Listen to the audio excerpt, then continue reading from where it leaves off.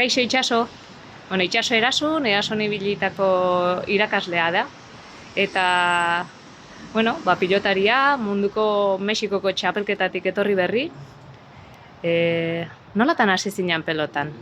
Zemuz uztartzen dezu hau eta eguneroko bizitza? Bueno, txiki-txikitatik hasi nintzen ni pelotan, etxian afizioa handia zeon kirol honekiko, euskal pelotakiko, bai anaia, bai aita, eta bueno, esan liteke pelota batekin jaio nitzala eskun, zurkiko pelota eskolan hasi nintzen, eta bueno, gaur egun arte egia da, emakumeok zailtasun asko izan diteula eskupelotan aritzeko.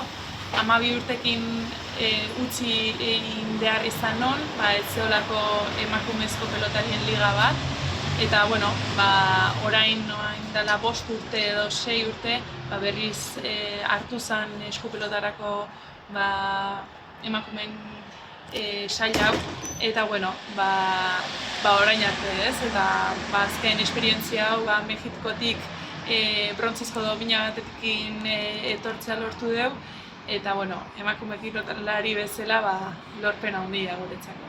Hoxe baietz. Eskerrik asko, eutsi horri eta animo. Suerte honena. Eskerrik asko.